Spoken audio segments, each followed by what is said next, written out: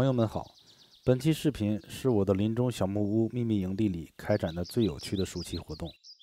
我同时做了很多不同的项目，但最被大家熟知的还是建造了一个小木屋。在过去的几年里，我一直在拉多加湖畔的森林里建造木屋。这个暑假，我终于开始建造屋顶了。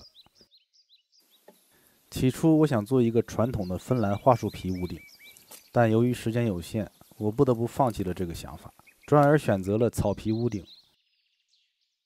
草皮屋顶不仅看起来很棒，而且还能保温，并保护屋顶的木结构免受紫外线的照射。我在屋顶的草皮下铺设了一个塑料布垫层，以确保屋顶不会漏水，同时避免屋顶的原木不会受潮。为了使铺设屋顶的工作更快、更方便，我用长木棍制作了一个简单的梯子。说到它，我想分享一个小技巧。为这种粗细的树枝去皮，只要用喝汤的铁勺子就可以了。我用自制的捆线器将梯凳固定在梯子上。这种木工技巧比螺丝和钢钉固定梯凳的效果都要好。捆线器当时正在测试阶段，如果你想了解最终版捆线器的制作过程，可以在我的主页找到。用我临时制作的梯子爬上小木屋的屋顶要容易得多，尤其是当你的肩膀上扛着一卷又厚又湿的草皮的时候。前一年夏天，我只用一层草皮覆盖了屋顶。这个暑假我又加了一层。我尝试过不同的草皮铺设方式，每种方法都有它的优缺点。我想现在我已经成为了一名屋顶草皮铺设专家了。至少现在我知道屋顶的冬天能够承受厚厚的积雪，而夏天屋顶既能防水又美观，上面会长满青草、蕨类植物和野草莓。我花了很多时间和精力来设计制作小木屋的木门。原本我想用橡木板制作，但是没有发现任何倒下的橡树，所以最后我是用一棵倒下的松树制作的。几年前的暴风雪导致我们这里有大量被吹倒的松树。我用了3种不同的方法将原木切割成厚木板，其中2种我比较推荐。经过几年的实践，我找到了将粗原木锯成厚厚的宽木板的最佳方法。你可以在我的主页找到这2个锯木秘籍。注意，这些木板在干燥后并没有开裂或者变形。我现在已经知道如何在户外对木材进行干燥处理了。安装门的步骤是很耗时但又很有趣的任务。我必须把一根原木锯成又厚又宽的木板，再把它们运到小木屋。为了拼接木板，我用手刨在木板两侧开槽进行榫卯拼接，然后在门板上开出横向的燕尾榫槽，在槽内插入一条木板，使其既坚固又美观。之后我才能开始安装木门。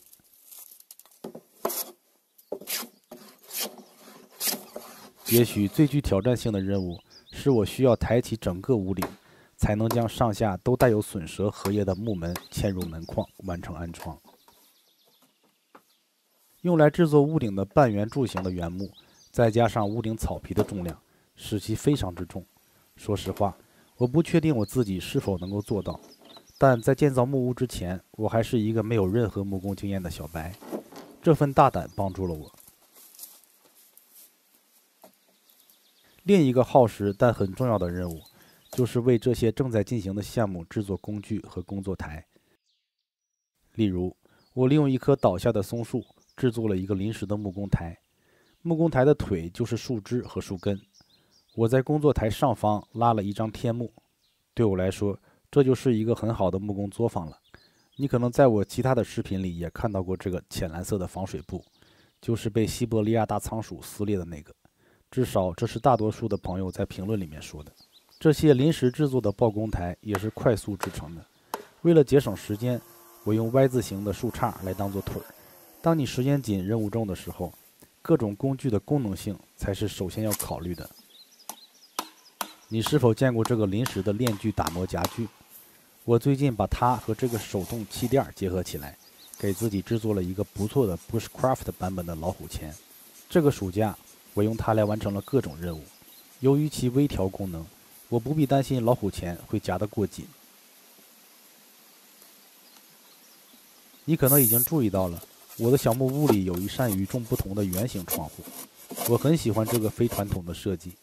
如果有人试图打破这扇窗户，他们一定会感到惊讶，因为我在幕墙上安装了一个1.2厘米厚的有机玻璃窗。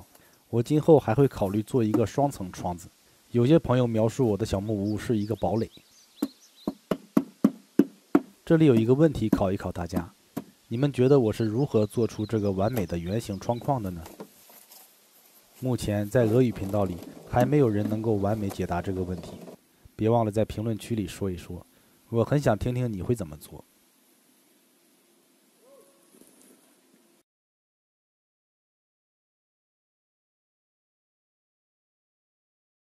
如你所见，木屋内部还有很多地方需要完善。此外，我仍然需要做一个 Bushcraft 风格的家具来匹配小木屋的风格。但首先，我需要制作和安装木屋的后门。我在想什么设计是最棒的。也许我会制作一扇玻璃门或者落地窗，只要能够把节能功能设计好就行。比如木屋的前门就可以关得严丝合缝。等小木屋里布置好了家具，我打算1月份来木屋待上几个星期。这就意味着小木屋需要一个炉子。我决定从烟囱开始建造木屋的供暖系统。我将用捆线器将两半中空的原木捆绑支撑烟囱，这将是一个不寻常的木质烟囱。这个烟囱不会穿过屋顶，而是通过地下烟道将烟囱设立在木屋外面，这样就可以避免在屋顶安装烟囱而破坏防水，出现可能漏雨的情况。这样一来，烟囱也不会占用木屋内宝贵的空间了。有了这样的烟囱设计，也能让我在地下烟道上面制作冷熏鱼。等烟囱完成之后，我计划用岩石和粘土制作一个固定的暖炉。而目前，我还在使用便携式的金属炉做饭、保暖和烘干，因为这个夏天大部分时间都在下雨。你可能以为我把大部分的时间都花在建造小木屋上了，这其实并不完全正确。这个夏天最耗时的项目其实是运输和植树。在过去的几年中，我在营地周围种植了250多棵落叶乔木，用来补充那些被暴风雪放倒的树木。大多数的小树苗都生长在木屋营地附近的3个苗圃里，在那里我种了阿甘桦树、靛蓝树、阿穆尔天鹅榕树、白相思树、德国枸杞、红芽荆棘、北部红枫树，还有一些树苗的名字我现在已经记不起来了，有一些树苗也没有能够成功过冬。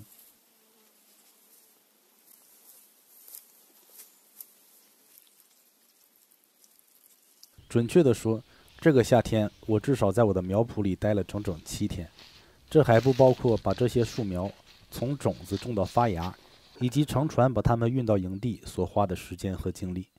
然而，我相信最终的结果一定是值得我去努力的。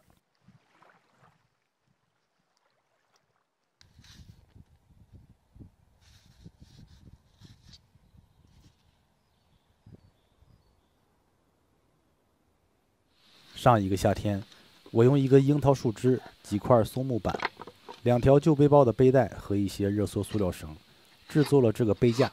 从那时起，我就频繁地使用它来运输土壤、沉重的工具、树苗，甚至建造木门用的厚木板。如果你也搞户外活动，我强烈建议你考虑弄一个类似的背架。发布这期视频的另一个目的，也是想征求大家的意见。除了塑料瓶养蜂的视频和 DIY 割瓶器的视频在全世界范围都广受欢迎之外，我其他的作品在中文频道和英文频道以及俄文频道的受欢迎程度却大为不同。比如，我从没有想过中国居然有如此多的朋友喜欢锻造类视频。同时，我的经验告诉我，很多我认为观众最可能感兴趣的内容却无人问津，反之亦然。比如，朋友们曾经问过制作复合弓的教程。遗憾的是，我在制作的时候没有录制足够多的素材，至今也无法完成这个作品。我认为，当你制作一个项目一段时间之后，它就会变得枯燥无聊。这就是为什么我都会尝试同时做多个项目的原因。这个夏天，除了我之前用气囊和行李袋制作的双体船外，我还制作了另一艘双体船和一艘新的皮划艇。你可能已经注意到，我的新皮艇两端各有一个木板销子，这使得皮艇可以单独使用，也可以用框架连接成一个双体船。前一年我已经做了一个双体船，但是没有太多的时间来测试它。尽管我的塑料薄膜皮艇相当可靠，用起来没有任何问题，但我还是决定加装一些额外的肋骨和龙骨来加固它，也额外加固了皮艇的外皮儿。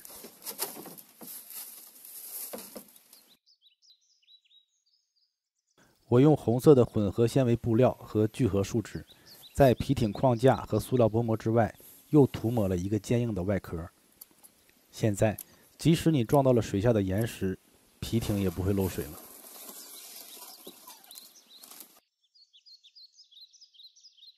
我已经对新的皮划艇进行了各种测试，包括划过岩石和水中的浮木，它的新外壳毫发无伤。这是我第一次用聚合树脂固化混合纤维布料，下一个皮艇一定会做得更好。我已经有了计划，下次我打算制作一个双体帆船。我还有一个想法，就是做一个瞭望塔，瞭望塔上还要搭建一个手机信号接收器。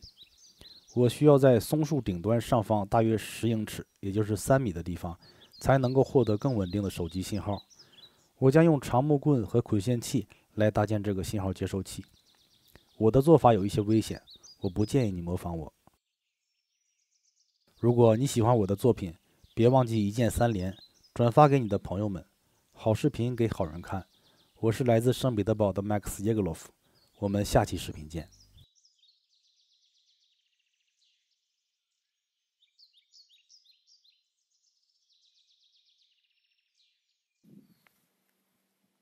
На вот этой сосне. Только здесь ловит интернет. Я могу написать вам сообщение это и отправить. Также успокоить родных и близких. Если присмотреться, вот там можно увидеть дымок.